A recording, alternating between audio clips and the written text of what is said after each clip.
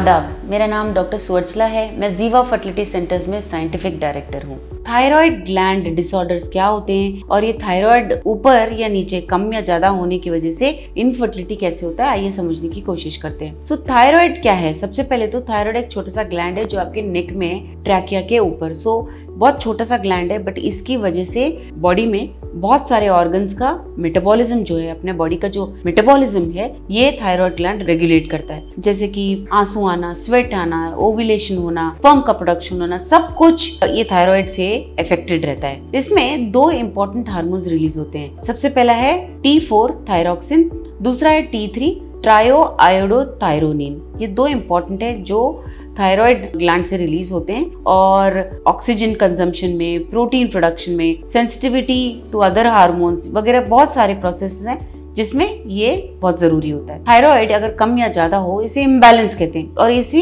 Imbalance की वजह से दूसरे हार्मोन्स भी इम्बैलेंस हो सकते हैं, जैसे प्रोलैक्टिन हो गया, FSH हो गया, बहुत सारे हार्मोन्स थायराइड इम्बैलेंस की वजह से भी इफेक्ट होते हैं। और महिलाओं में ये देखा गया है कि इसकी वजह से अंडा ठीक से रिलीज नहीं होता, पीरियड्स इरेगुलर होते हैं और इनफर्टिलिटी हो सकता है। रेगुलर अगर बहुत ज्यादा रहा ये प्रॉब्लम तो मिसकैरेजेस भी हो सकते हैं। तो ये प्रॉब्लम्स जो हैं आपको इनफर्टिलिटी की तरफ ले जाते हैं। पुरुषों में स्पर्म प्रोडक्शन ठीक से ना हो पाना भी देखा गया अगर थायराइड हार्मोन रेगुलर ना हो। सो ये होता क्यों है? हाइपरथायरॉयडिज्म की अगर हम बात करें, इसलिए ज्यादा होता है क्योंकि ये जो थायराइड ग्लैंड है वो हाइपर एक्टिव हो जाता है। इसकी वजह से मेटाबॉलिज्म में एक्सेलरेशन मतलब बहुत तेजी होती रहती है, इसलिए increase heart rate, weight loss होना, एक्सेसिव स्वेटिंग होना, anxiety, nervousness, increase sensitivity to heat, irritable होना, नींद ना आना, फ्रीक्वेंट बाउल मूवमेंट्स, हाथ शेक होना, मसल में वीकनेस, बालों का झड़ना वगैरह देखा गया है। इसमें T3 और T4 हार्मोन्स जो सेक्रेट होते हैं थायराइड से अधिक मात्रा में होने के कारण एक फीडबैक फंक्शन होता है ब्रेन पे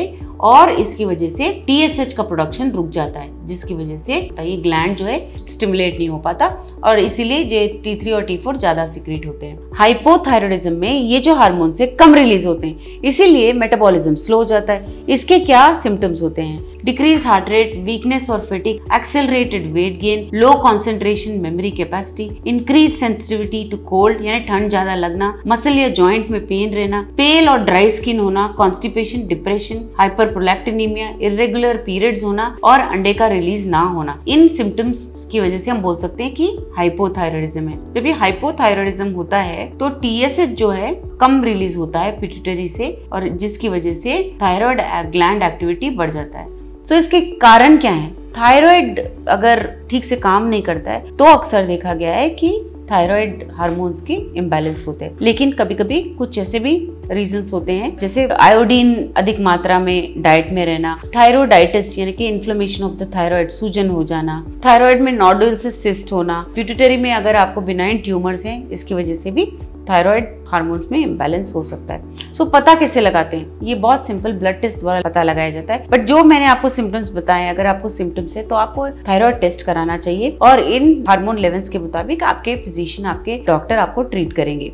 सो जब आप प्रेगनेंसी के लिए ट्राई कर रहे हो तो आपने देखा इसमें पीरियड्स ठीक से ना होना या अंडा रिलीज ना हो पाना, अंडे का ग्रोथ में प्रॉब्लम होना, स्पर्म के प्रोडक्शन में प्रॉब्लम होना, ये सब देखा गया है। सो इसलिए आपको प्रेगनेंसी में प्रॉब्लम हो सकता है। आप अगर आपके फर्टिलिटी स्पेशलिस्ट के पास जाएंगे तो ये सारे टेस्ट करा के आपको ट्रीटमेंट दिया जाएगा। ट्रीटमेंट बहुत आसान है। अगर सिर्फ हार्मोन लेवल्स ऊपर नीचे हैं तो मेडिकेशन दिया जाएगा उसको ठीक करने के लिए। नहीं, अगर ये लगता है कि पिट्यूटरी में कोई ट्यूमर है, कहीं तो कुछ प्रॉब्लम है, ट्यूमर का प्रॉब्लम लग रहा है, तो MRI स्कैन करा के, ब्रेन स्कैन करा के इसे पता लगाकर सर्जरी के लिए आपको भेजा जाएगा। ज्यादा अक्सर होता नहीं है, घबराइए मत, पहले अपना ब्लड टेस्ट कराइए, उसके मुताबिक ट्रीटमेंट ऑप्शन बताया जाएगा आपको।